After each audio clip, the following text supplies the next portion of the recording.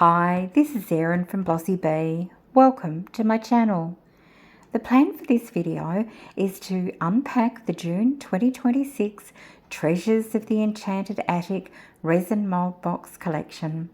I love the first piece I make, but go back for round 2 to see if I can achieve a totally different look. Because of this, I get to experiment with my new Solid Solutions alcohol ink set, epoxy resin, chrome and chameleon powders, polyurethane resin, mica powder, and mirror finish markers. I hope you enjoy. It's our pink parcel time. Very excited. So this is the June 2026 subscription box from Resin Mold Box, and it's called Treasures of the Enchanted Attic. Okay, turn forgotten treasures into new art. Okay, I have no idea what to expect, and I love that. So let's just get this open. Probably better if I do it this way. And, okay. All right. Dust off the cobwebs and push open the creaky wooden door. Welcome to the Enchanted Attic. This June, we're exploring a world of forgotten wonders. Sunlight streams through circular windows, illuminating crown-topped frames, sparkling crystal boxes, and even an old baseball from a legendary game hidden in a trunk. Okay, wow. So, we're looking for number 1, the Starry Solstice Hexagon Crystal Box. So, wow. Okay.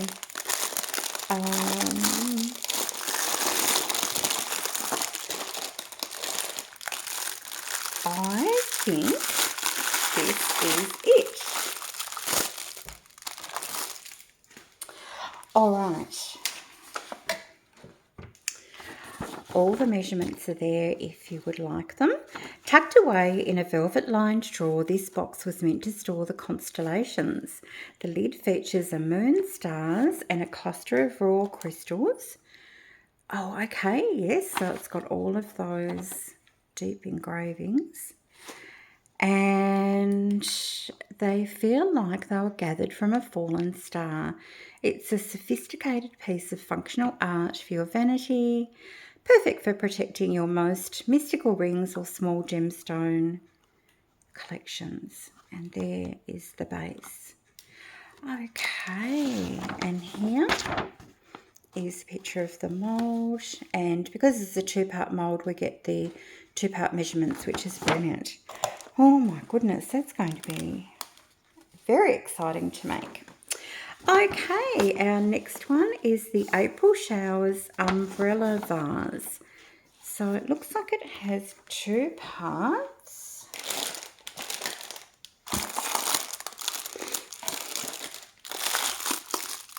There we go. All right, so we've got this piece and this piece. Found leaning against a stack of vintage trucks, this umbrella bud vase is pure whimsy. The intricate folds of the umbrella and the elegant curved handle looks like something out of a storybook. It's the perfect vessel for holding a single summer flower or keeping your favourite paintbrushes organised in style. All right, I've never seen anything like that before. Now, this one, number 3, the Legacy Empress Crown Frame. And I can see that here. All right. This heart-shaped frame, topped with an ornate royal crown, was once I'll get myself a little bit better organised here.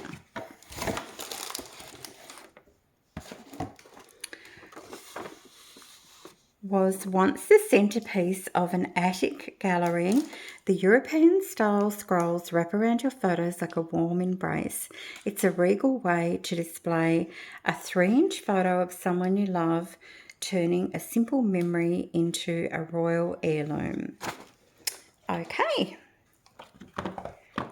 that one. And now number 4, the Lunar Heirloom Relief Jar.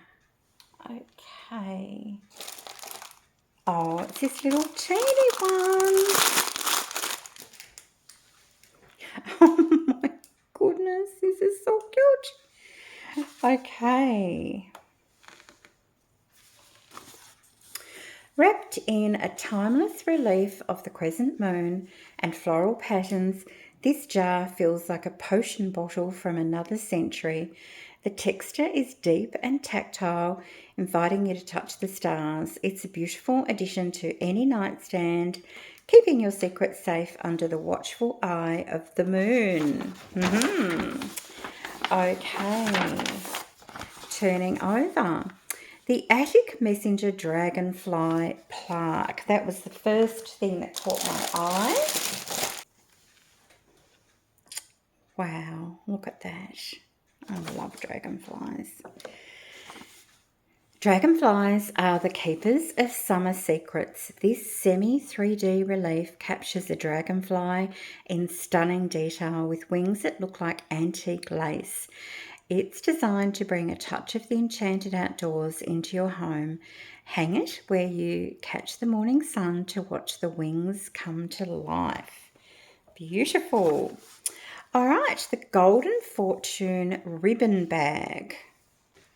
Okay, I've never, ever seen a mould like this. Wow, okay.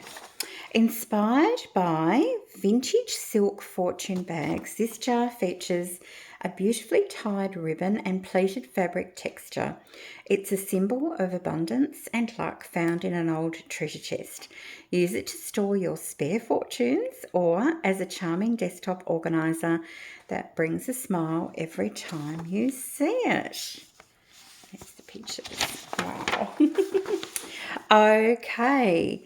Number 7, the lace heart stacking dishes, which can only be this one. All right. Let's have a look. These romantic dishes look like they were carved from ivory or fine porcelain. The scalloped lace edges are incredibly delicate, mimicking the hand-stitched doilies found in the attic. They stack perfectly, creating a beautiful layered look for your rings, earrings, or tiny treasures. Oh, I see. It's a little raised platform. Cute. And then last is our extra bonus mould, the Grand Slam baseball box. Okay, this is a bit odd for me because I don't know anything about baseball or do anything with baseball, but I guess maybe people in the US might. Tucked inside an old leather glove, we found this. This 2-piece mould creates a realistic baseball-shaped box complete with the iconic stitching. It's a nostalgic nod to those endless summer games, perfect for storing jewellery, small sports, keepsakes, or as a desk accessory for the MVP in your life. Okay, well that's wonderful. And we also got some extras, which are these little flat back mirrored faceted rhinestones. So I need to start thinking which I'm going to tackle first and what I will make each out of. So wonderful. Lots of inspiration here for our June box. I have to make this dragonfly mould. It's just so intricate and I'm excited to see what will happen when I use my brand new collection of Solid Solutions alcohol inks. This is a 24 colour set. Each bottle is 10 mils, and here are all the colours on the back. I'm going to be using Solid Solutions Epoxy Fast Cure. It's a fast curing crystal clear, high gloss UV resistant resin, and it is mixable 1:1 by volume. And I've got my little cup here, and the mould takes 80 mils. Perfect. And now I'll add in part B. So this is a 4-hour demould and an 8 to 10 hour full cure. Okay, we'll pop that in for mixing. Okay, that's all been mixed up now. I'm going to just squirt the mould with some alcohol spray, and then I'm just going to put a layer of this resin all through the mould. I'll just let it have a chance at leveling. I want to let it just sort of gently run through all of the highly detailed parts. Now, my plan for colouring this is to use all of the colours other than the 2 whites, so I'll take those out. You get a normal white and a sinker white, but I'm not going to use those today, but I'm going to try and use all of these other colours. I'm just going to get a little tool and just try and make sure that I've got resin in all of those nooks and down through here. Okay, this is obviously a fast setting resin, so let's go. We've got black, we've got sapphire blue, we have got royal blue, got emerald green, violet, boysenberry, red, peach red, blood orange, yellow, turquoise blue, deep magenta, cerulean blue, purple quartz, electric blue, Prussian blue, metallic silver, lemon green, evergreen, and lucky last, metallic gold. Okay, looking very pretty. I think I need to add a little bit more colour here. It's almost impossible for me to know what on earth it was, so I'll just choose one at random. So I'll go emerald green. Oops. And now we'll give it a little squirt with some isopropyl alcohol.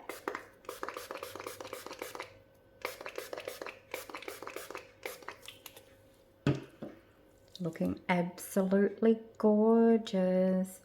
And I think I might just gently drag some colour down. Beautiful. Now I'm wondering, do I add some sinker white? I guess it couldn't hurt. We'll find out. I'm just thinking I'd like something a little bit brighter down the bottom here. Just thinking, what about buttercup yellow? And then maybe that bright green again. Then I can drag that up.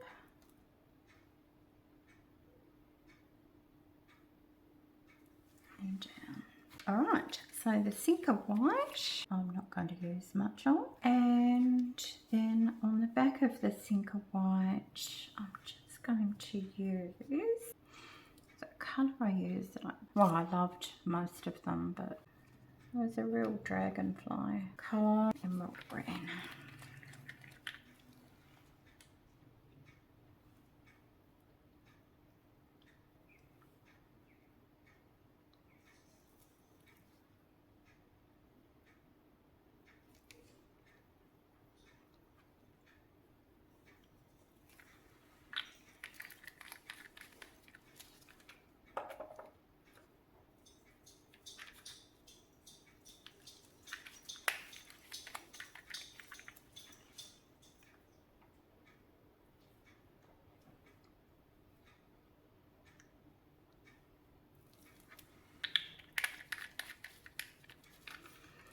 Alright, one last little spray, and then just want to drizzle a little bit of resin in just to make sure that I bring it up to the correct level. Now, I'm not sure about swirling it around. I don't know much about alcohol inks in resin. Got a teeny little bit left over, so I'm going to pop in some sapphire blue, and we'll go with some of that emerald green. So I should just give that a squirt.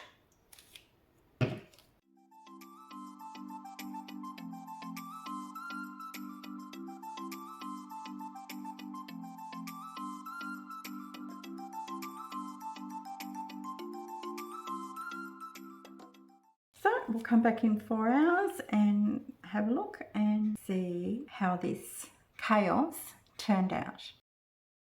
Have a look at our dragonfly. Take the mould off here. I want to be super careful, of course, with the antennas. They're out.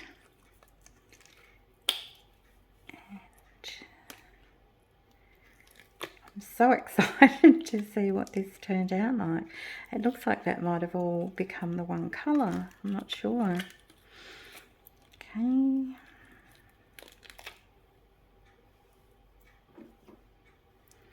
Go. Oh, it's gorgeous, but the colours have all sort of mixed together a lot, haven't they? Okay, so I think it's up to me to add colour on here. I still think he's gorgeous though. Oh, we'll grab our little extras. I did the 2 whales. Oops. Got a little, oh gosh, that colour's gorgeous. Green one.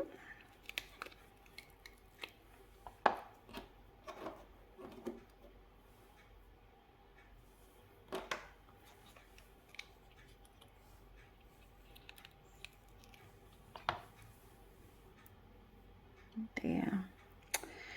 Alright, I really feel like I want to do this one again.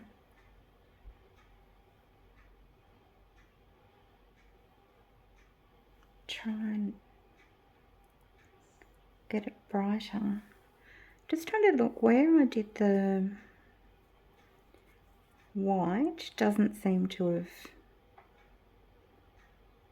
really done anything, so there's sort of no point of that. I'll have a think, and could also see what it looks like with some gilding wax over it as well. It's beautiful mould. I went for a walk after this on a beautiful track not far from home, and I saw this. Can you see what I can see?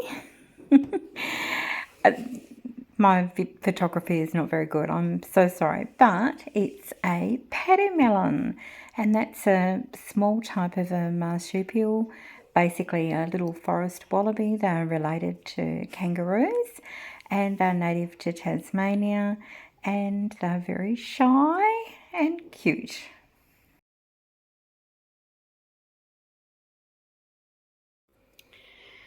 I wanted to revisit this mould.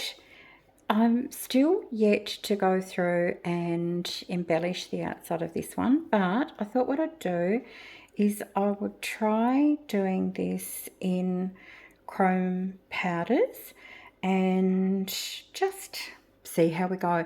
And then I'm going to just use polyurethane resin just so I can see quite quickly how it could look. So I'm going to just go on a time lapse and put whatever colours I think in whatever spots I think. So it'll be quite random.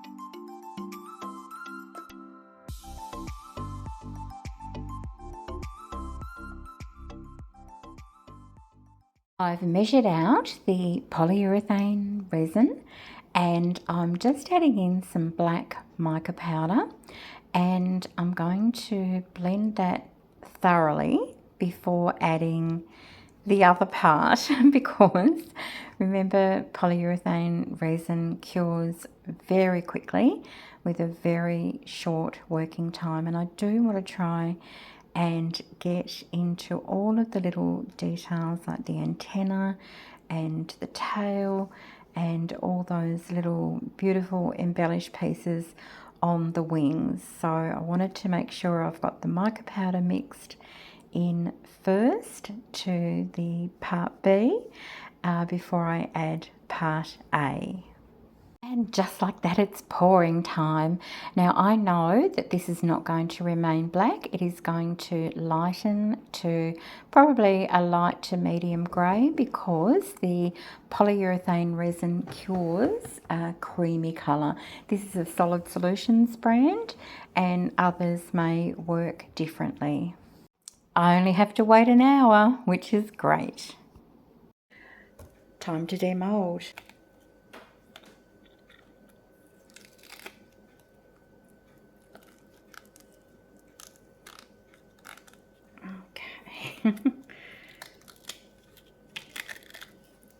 Oh, wow. Oh my goodness, I just love it.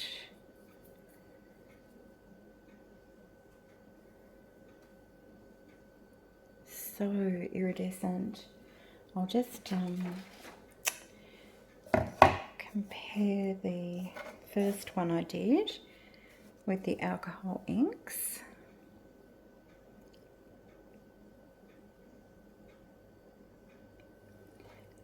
So it made a huge difference.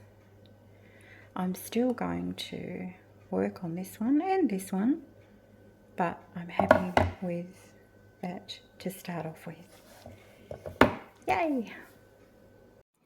In my recent Temu order, I bought 2 chrome marker pens.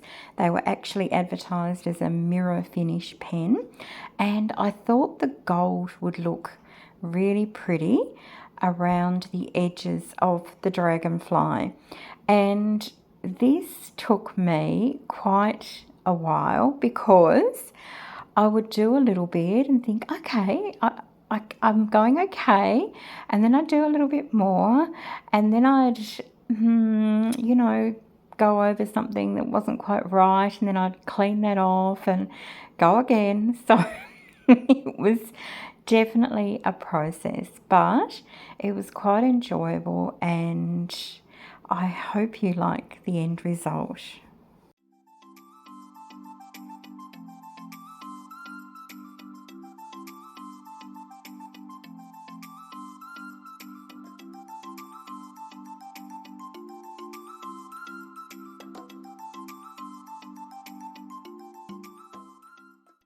The plan for the Dragonfly on the left with the chrome colouring was to use this wax, it's just a rub-on wax, to add some cute little highlights. It was a disaster.